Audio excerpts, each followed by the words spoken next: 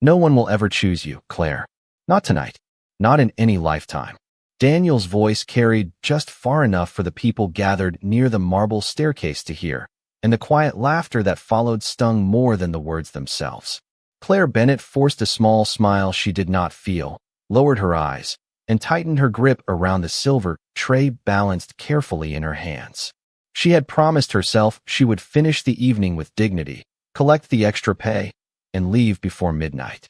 Rent was due in 3 days. Her old sedan needed another repair, and the tiny apartment she shared with her elderly aunt had become colder every week since the heating bill doubled. Pride did not pay electric bills. Tonight, survival mattered more. The Grand Crescent Hotel had never looked more magnificent. Crystal chandeliers scattered warm light across polished marble floors while a string quartet filled the ballroom with elegant melodies. Women in shimmering gowns floated through the crowd like living paintings. Men in tailored tuxedos exchanged confident smiles over glasses of deep crimson wine. Claire moved quietly between them, almost invisible in her simple black server uniform, reminding herself not to stare at anything that probably cost more than she earned in a decade. "Keep moving," her supervisor whispered as he passed. "Table 12 needs fresh glasses. And whatever happens, stay away from the royal guests." Claire nodded without asking questions. Every employee had heard the rumors. The mysterious investors attending tonight's charity gala were unlike anyone else. Billionaires, ancient families, powerful figures whose names rarely appeared in public. Some whispered they belonged to a hidden world that had quietly shaped history for centuries. Claire never believed stories like that. Wealthy people already felt unreal enough. She reached table 12 just as Daniel laughed again, his arm wrapped comfortably around the glamorous woman he had started dating only weeks after ending their relationship. "You still serving drinks?" he asked with exaggerated sympathy. "I always knew you were nice, Claire, but nice doesn't get you anywhere." His date smiled politely without saying a word. Claire simply replaced the empty glasses. "Enjoy your evening," she answered softly. She refused to give him the satisfaction of seeing her hurt. As she turned away, the ballroom suddenly changed. The music continued, but conversations dissolved into silence, one table after another, like invisible waves moving across the room. Claire noticed something unusual before she even understood why everyone had stopped speaking. People were standing straighter, heads lowered respectfully. Even the hotel's owner hurried toward the entrance with unmistakable nervousness. Curious despite herself, Claire looked up. A man dressed in a perfectly tailored black suit stepped through the towering doors with effortless confidence. He appeared no older than 30, yet there was something timeless about him, something impossible to explain. His pale face seemed almost untouched by warmth, his dark hair perfectly neat, and his silver-gray eyes quietly observed the ballroom with calm authority. He did not demand attention. He simply possessed it. Behind him walked several equally composed attendants whose presence made the enormous ballroom suddenly feel smaller. "The Vampire King," someone whispered so quietly Claire almost missed it. Another guest immediately lowered his voice. "King Lucian Ashford." Claire frowned slightly. "Vampire King?" It sounded ridiculous, like something from an old novel. Yet no one laughed. No one questioned it. Instead, every powerful executive, every famous politician, every celebrated philanthropist seemed content to step aside as the stranger crossed the ballroom. Claire quickly looked back at her tray, determined not to get involved with anyone important. She had learned long ago that powerful people rarely noticed women like her. She took one careful step forward just as another server accidentally brushed her shoulder from behind. A champagne flute slipped toward the polished floor. Claire reacted without thinking, catching the delicate crystal inches before it shattered. A few drops splashed across her hand, but the glass remained perfectly intact. "Thank you," the other server whispered before disappearing into the crowd. Claire exhaled slowly, relieved the disaster had been avoided. She never realized someone had witnessed the entire moment. Across the ballroom, King Lucian Ashford had stopped walking. His ancient eyes rested quietly on the young waitress holding the rescued champagne glass, and for the first time since entering the gala, the immortal ruler changed direction. Claire did not notice his attention. She adjusted the tray against her arm and continued weaving between elegantly dressed guests whose conversations had become strangely subdued. Every instinct told her to keep working, keep smiling, and disappear before anyone important remembered her face. That had always been the safest way to survive rooms filled with people who measured worth by family names and expensive jewelry instead of kindness. Across the ballroom, however, Lucian Ashford remained perfectly still. His attendants exchanged brief glances, each waiting for their king to continue toward the grand stage where the charity auction would soon begin. Instead, Lucian quietly observed the young waitress who had instinctively saved a fragile crystal flute before thinking of herself. It was a tiny act, hardly remarkable by human standards. Yet after 6 centuries of watching ambition disguise itself as generosity, genuine reflexive kindness had become painfully rare. Commander Elias leaned closer without raising his voice. "Your Majesty, the council is waiting." Lucian answered without looking away. "They can wait another minute." The response surprised every vampire standing nearby. The council had never waited for anyone except their king. Claire reached another table and carefully replaced empty glasses with fresh ones. As she turned, she noticed an elderly guest struggling to steady his cane while balancing a porcelain dessert plate. Before anyone else reacted, she gently set down her tray and offered both hands. "Please, let me help you, sir." The elderly gentleman smiled gratefully. "Thank you, young lady." She escorted him only a few feet to a comfortable chair before returning to her duties as though nothing unusual had happened. She never realized several influential guests had witnessed the simple exchange. Daniel certainly had. He watched from across the room, folding his arms with quiet amusement. "She always did enjoy playing the hero," he muttered. His companion glanced toward Claire. "Maybe she is simply kind." Daniel laughed under his breath. "Kindness does not get invitations to rooms like this." His words faded as another ripple of silence spread through the ballroom. This time, it was not because someone important had arrived. It was because King Lucian himself had begun walking again. Every measured step echoed softly across polished marble. Conversations stopped completely. Cameras lowered. Even musicians seemed to play more gently without realizing why. Claire had just picked up another tray when her supervisor hurried toward her, looking unusually nervous. "Claire." His voice dropped to an urgent whisper. "Stay exactly where you are." She blinked. "Did I do something wrong?" "No." He swallowed. "I think he is coming this way." Claire instinctively looked over her shoulder. The answer arrived before she found it. Guests standing between them quietly stepped aside without being asked, creating a clear path through the center of the ballroom. Lucian Ashford walked with calm confidence, neither hurried nor theatrical. His silver-gray eyes remained fixed on Claire alone. Her heartbeat quickened. Surely this had to be some misunderstanding. Powerful men never crossed grand ballrooms for waitresses, especially not kings. She quickly lowered her gaze and reached for the nearest champagne bottle, pretending to focus entirely on her work. "Do not spill anything," she whispered to herself. "Just breathe." The ballroom had become so silent, she could hear the soft clink of crystal glasses and the distant fountain outside the garden doors. Lucian stopped only a few feet away. Claire sensed his presence before she found the courage to look up. For one suspended moment, neither of them spoke. She expected cold authority. Instead, the man before her studied her with quiet curiosity, almost as though he had discovered something unexpectedly precious hidden among ordinary things. Then his calm voice broke the silence. "Miss," he said, gently, "may I borrow a single moment of your evening?" Claire's fingers tightened slightly around the silver tray, but she quickly reminded herself to remain calm. She lifted her eyes just enough to meet Lucian Ashford's gaze, and for the first time she noticed that his expression held neither arrogance nor impatience. It was composed, almost thoughtful, as though he had approached her for a reason even he had not fully expected. "Of course, sir," she answered quietly. "If I may help." Around them, no one moved. Hundreds of guests stood frozen in respectful silence, pretending not to stare while watching every second unfold. Claire became painfully aware that every heartbeat seemed louder than the orchestra. Lucian glanced briefly at the champagne flute resting on her tray. "I observed what happened a moment ago," he said. "You protected something fragile before protecting yourself." Claire blinked, surprised by the comment. "It was only a glass." "No," Lucian replied calmly. "It was instinct." His words lingered in the air. Claire did not know how to answer. She had never considered simple kindness to be remarkable. She had only done what felt natural.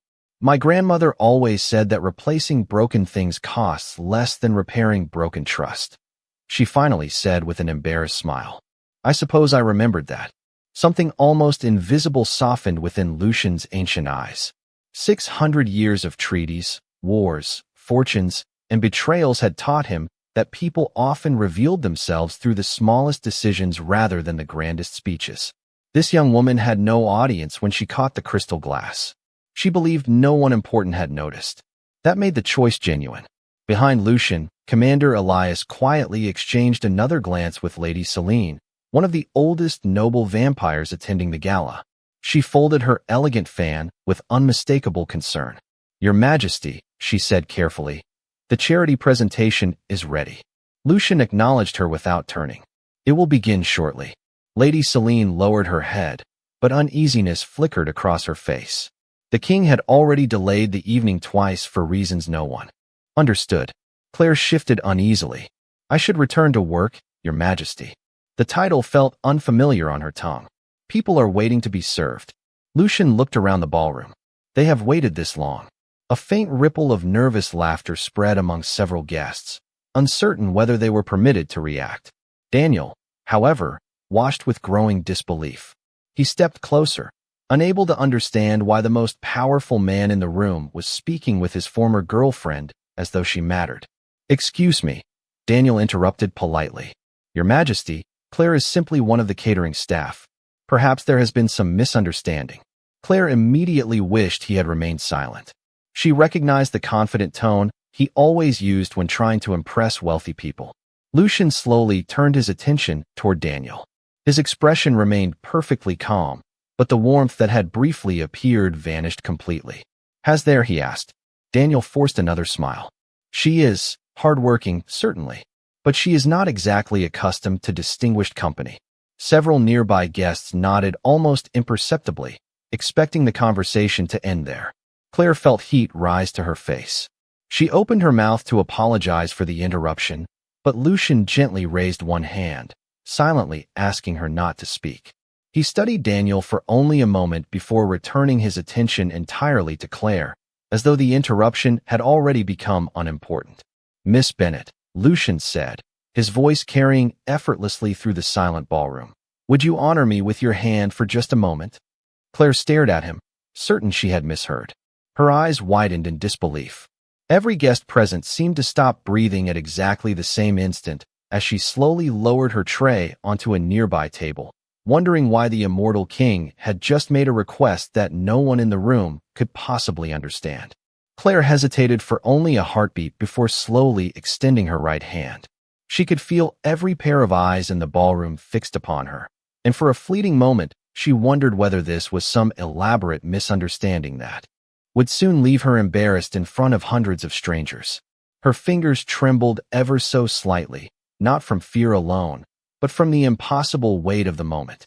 Lucian accepted her hand with extraordinary care, as though it were something precious rather than ordinary. His touch was cool, yet not unpleasant, carrying the quiet stillness of stone beneath moonlight. He looked at her for a long second, studying her expression instead of the room surrounding them. Claire expected him to speak, but instead he offered the smallest respectful nod before lowering his head. The ballroom seemed to stop breathing. Time itself appeared to pause as the immortal king gently brushed his lips across the back of her hand with flawless courtesy, no longer than a heartbeat, a gesture filled not with possession but unmistakable honor. Gasps swept across the room like a sudden wind through autumn leaves. Crystal glasses froze halfway to waiting lips. Several members of the orchestra missed a note before recovering. The silence that followed felt deeper than anything Claire had ever experienced. She instinctively drew a careful breath, unable to understand why everyone looked as though history had just changed in front of them. Daniel stared with his mouth slightly open, all confidence draining from his face. Only minutes earlier he had declared that no one would ever choose Claire. Now the most respected man in the room had publicly shown her a level of courtesy reserved for individuals of extraordinary importance. Daniel searched desperately for an explanation that made sense, but none came. Lady Selene stepped forward almost involuntarily, her elegant composure slipping for the first time that evening. Your Majesty, she said carefully. Surely you understand what this gesture signifies. Lucian calmly straightened to his full height. I understand it completely. His answer carried neither anger nor apology. It was simply a statement of fact. Murmurs immediately spread among the vampire nobles gathered near the front of the ballroom. Some exchanged uneasy glances while others quietly lowered their voices behind folded fans. A few appeared genuinely troubled, as though they had witnessed the beginning of an event foretold long ago. Claire looked from one unfamiliar face to another, growing more confused with every passing second. I am sorry, she said softly. Did I accidentally break some rule? Lucian turned toward her, and the stern dignity in his expression softened once more. No, Miss Bennet. You have broken nothing. Then why is everyone staring? She asked honestly. Before Lucian could answer, an elderly vampire scholar standing near the grand staircase suddenly leaned forward, his eyes fixed on Claire's hand. Your Majesty, he whispered, unable to hide the astonishment in his voice. Look. Claire instinctively followed his gaze. Resting just beneath the delicate skin of her wrist, barely visible at first, a faint silver shimmer had begun tracing an elegant pattern unlike anything she had ever seen. It resembled intertwining branches illuminated by moonlight, delicate and beautiful, glowing softly beneath her skin before gradually becoming clearer with every passing second. Claire rubbed at the mark with her thumb, convinced it must be reflected light from the chandeliers overhead. It did not disappear. Instead, the luminous design responded with a gentle pulse, almost like a quiet heartbeat. An audible murmur swept through the ancient nobles. Commander Elias lowered his head immediately, while Lady Celine's eyes widened with unmistakable disbelief. Lucian remained perfectly composed, yet something deep within his silver-gray eyes shifted into quiet certainty. Whatever he had suspected when he first noticed the humble waitress catching a falling crystal glass had now become impossible to ignore. Claire Bennet had not entered the gala by chance, and neither, it seemed, had he. Claire could not take her eyes off the faint silver pattern resting beneath her skin. It shimmered softly like moonlight reflected across a quiet lake, elegant and alive, yet completely painless. She rubbed her wrist again, hoping it would fade, but the luminous lines remained exactly where they were. What is this? She whispered, more to herself than anyone else. No one answered immediately. The silence surrounding her felt heavier than before, carrying not confusion alone, but reverence. The elderly scholar slowly descended the marble steps, his hands trembling ever so slightly as he adjusted his spectacles. He stopped several feet away, careful not to come any closer without permission. I have not seen that mark since I was a child, he said quietly. Not with my own eyes. Claire looked toward Lucian, searching for reassurance. I do not understand any of this. His voice remained calm. Neither did you ask for it. The words somehow eased her racing heart. He was not accusing her. If anything, he appeared just as determined to understand what had happened. Lady Celine stepped forward, her graceful posture masking growing concern. Your Majesty, the council should discuss this privately before unnecessary attention spreads. Lucian glanced around the ballroom. She was correct about one thing. Every guest had already abandoned polite conversation. Wealthy executives whispered behind folded programs. Reporters invited to cover the charity event discreetly lowered their cameras after noticing security watching them closely. Even those who knew nothing of vampire customs, since they had witnessed something extraordinary. Lucian addressed the room with quiet authority. Ladies and gentlemen, thank you for your patience. The evening's charitable program will continue as scheduled in a few moments. His voice never rose, yet every person heard him clearly. Miss Bennet requires a brief conversation regarding a private matter. I ask that you respect her privacy. The request sounded gentle, but no one mistook it for a suggestion. One by one, conversations cautiously resumed, although every curious glance continued drifting back toward Claire. Daniel remained frozen where he stood. His mind searched desperately for a reasonable explanation. Claire had been invisible only minutes earlier. Now the most influential man present had publicly defended her dignity. Unable to restrain himself, Daniel stepped forward again. Claire, he called, forcing an awkward smile. You do not have to leave your job because of whatever this is. Claire slowly turned toward him. For the first time that evening, she noticed something she had never recognized before. His confidence depended entirely on whether he believed he stood above someone else.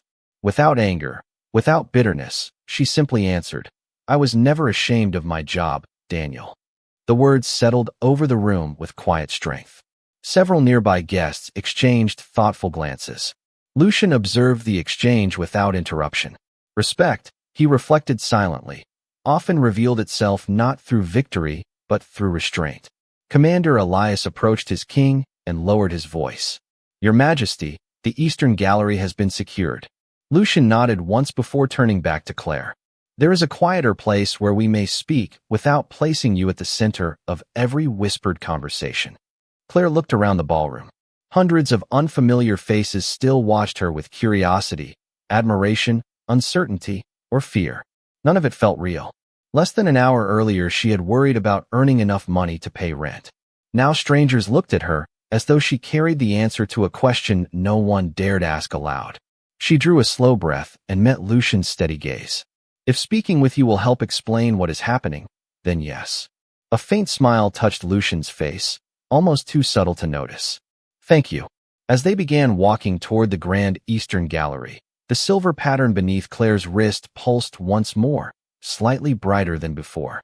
Hidden among the gathered guests, an elderly woman dressed in a simple gray gown quietly watched the glowing mark with tears gathering in her eyes.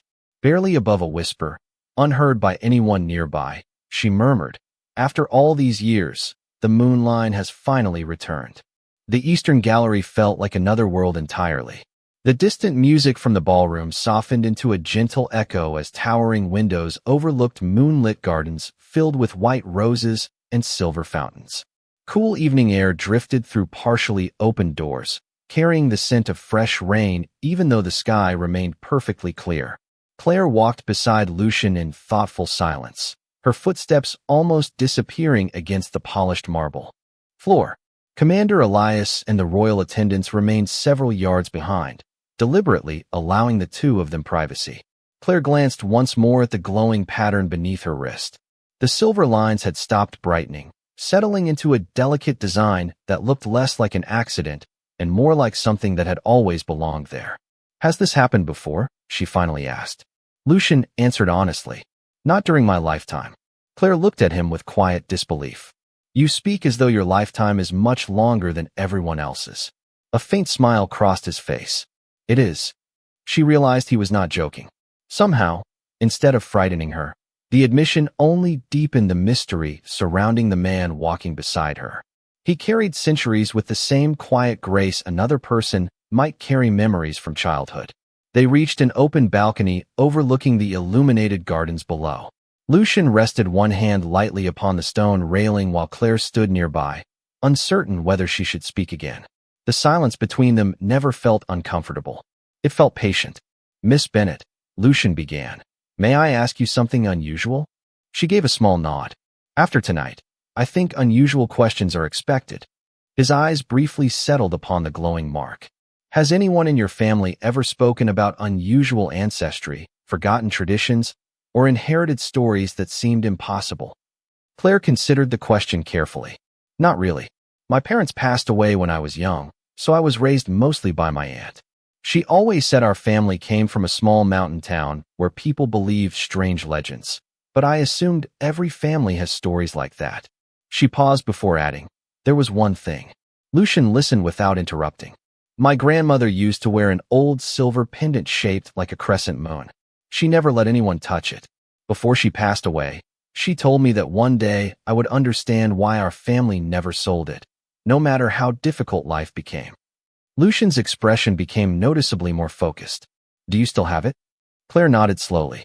"It is inside a small wooden box at home." Neither of them noticed Commander Elias quietly lowering his gaze.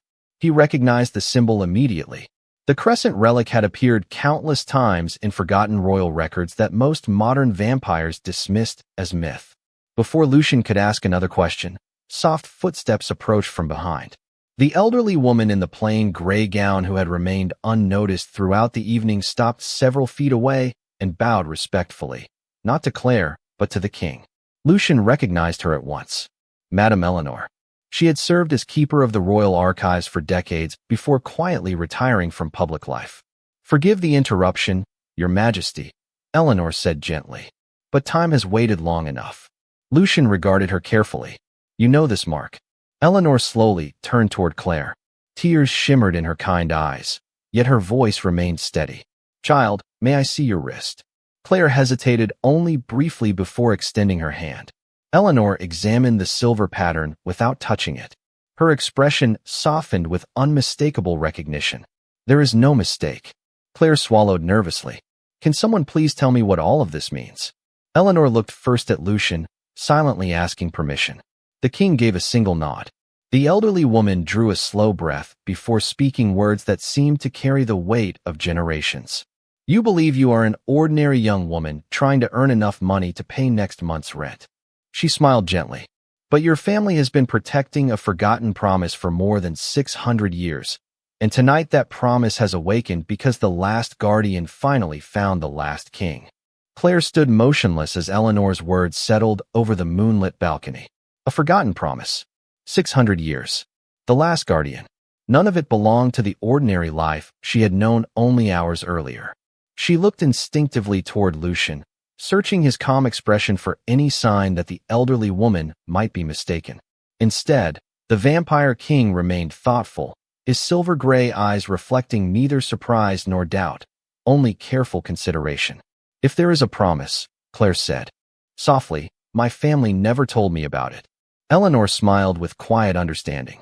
That was intentional. Some promises survive only because they are forgotten until the proper moment. Claire lowered her eyes to the glowing mark on her wrist. Then why me? I have never done anything extraordinary. Lucian answered before Eleanor could speak. Perhaps that is exactly why. Claire looked back at him. What does that mean? He rested his hands lightly against the stone railing overlooking the gardens below. Power has always attracted those who seek recognition. Yet history often changes because of those who never wanted attention in the first place. Claire remembered catching the champagne glass, helping the elderly guest with his cane, and refusing to argue with Daniel despite the humiliation. None of those moments had been planned. They had simply felt right. Eleanor nodded gently. Your family did not preserve this legacy through wealth or influence.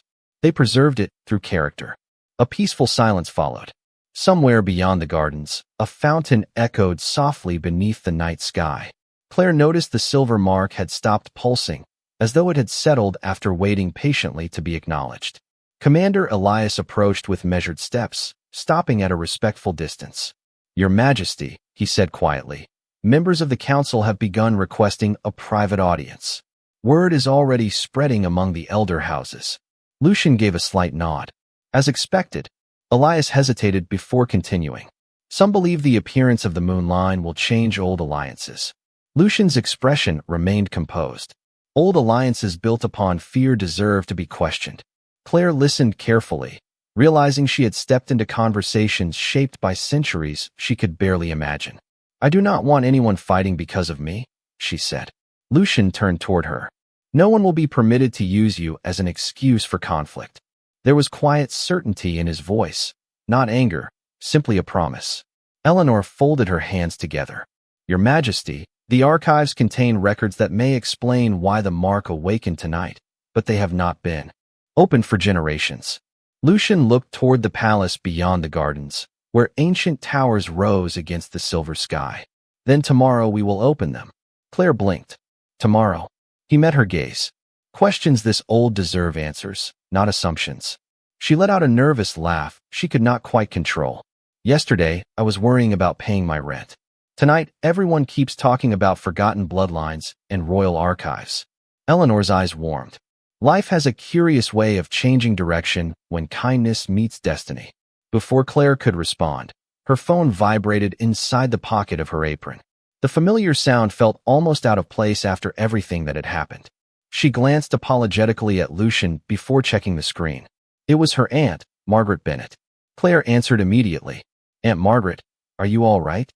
The older woman's voice sounded unusually anxious. Claire, I need you to come home as soon as you can. I found something while cleaning your grandmother's attic. Claire frowned. What is it? There was a long pause before her aunt answered in a trembling whisper. It is an old wooden box with your name written on it. and inside is the silver crescent pendant your grandmother told us never to open until the night your wrist began to shine. Claire lowered the phone slowly, her heartbeat echoing louder than the distant fountain in the royal gardens. For several seconds, she could not find the words to explain what her aunt had just said. She looked from the glowing mark on her wrist to Lucian, whose calm expression had sharpened with quiet focus. "My aunt found a wooden box," Claire said at last. "She said my grandmother left instructions never to open it until the night my wrist began to shine." Eleanor closed her eyes briefly, as though hearing a memory finally spoken aloud after generations of silence. "Then your grandmother kept the covenant until the very end," she whispered. Commander Elias exchanged a meaningful glance with the elderly archivist. Even among the oldest vampires, stories of families guarding sealed relics for centuries had long been dismissed as beautiful legends rather than history. Lucian remained silent for a moment before asking, "Is your aunt safe?" Claire immediately nodded. "She is alone at home," but she sounded frightened more than anything else. Fear often comes when ordinary people discover they have been carrying extraordinary responsibilities, Eleanor replied gently.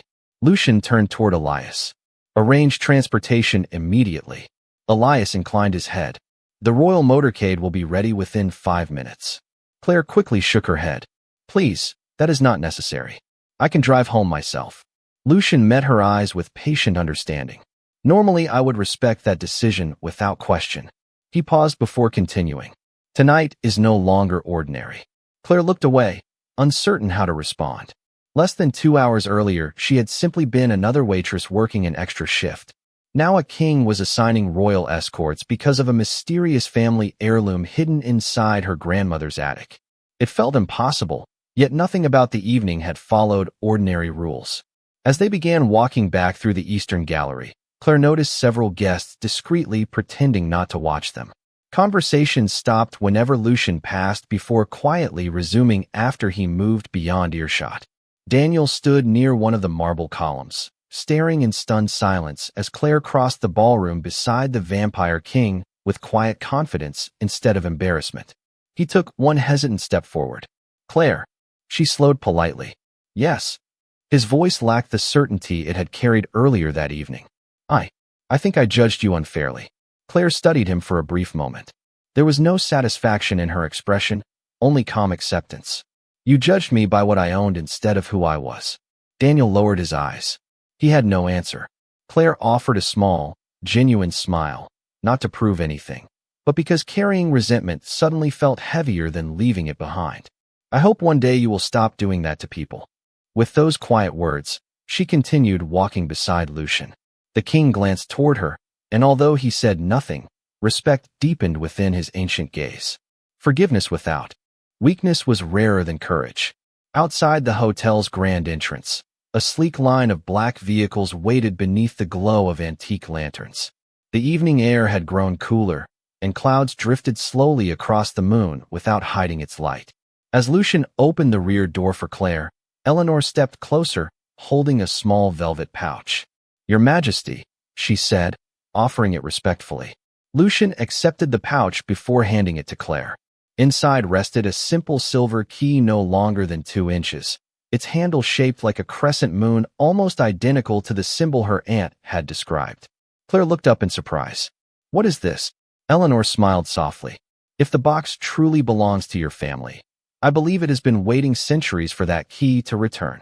Claire carefully closed her fingers around the cool silver key as the faint mark beneath her wrist glowed once again, brighter than ever before, and somewhere far beyond the city lights, hidden within the ancient royal castle, a massive stone door that had remained sealed for 600 years released a deep, quiet click as though it had just unlocked itself.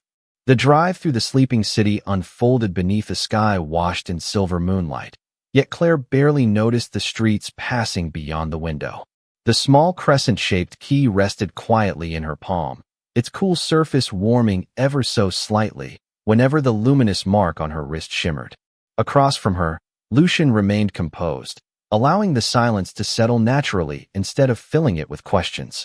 Somehow, that silence felt comforting rather than awkward. It gave Claire room to breathe. "My grandmother always said that ordinary people should never wish for extraordinary lives," Claire finally said, her voice barely above a whisper. She believed peace was more valuable than greatness. Lucian looked toward the passing lights outside before answering. Wise people often understand the price of greatness better than those who pursue it. Claire smiled faintly. I think I understand what she meant now.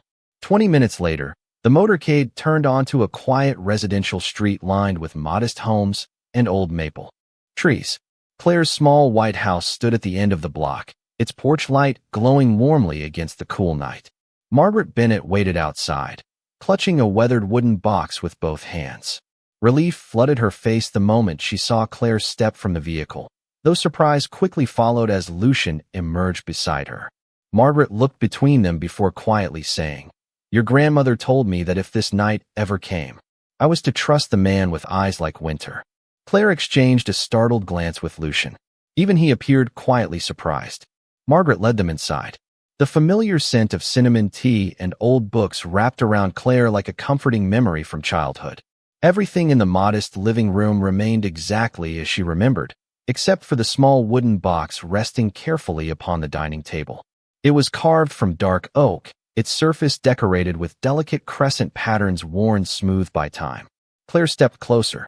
Her own name had indeed been engraved across the lid in graceful handwriting that matched her grandmother's journals. Beside it were 8 simple words: "Open only when the moon remembers your family." Eleanor slowly approached the table, her expression filled with reverence. 6 centuries, she whispered. "It has survived 6 centuries." Claire looked down at the silver key resting in her hand. "I suppose there is no turning back now." Lucian's voice remained calm. "No, but you do not face what comes next alone." His words carried no grand declaration, only quiet certainty. Somehow that made them stronger.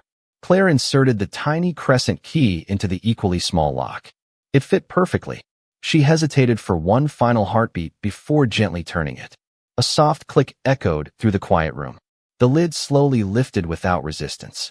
Inside rested a silver pendant shaped like a crescent moon, exactly as her grandmother had described, along with a carefully folded letter sealed by deep blue wax.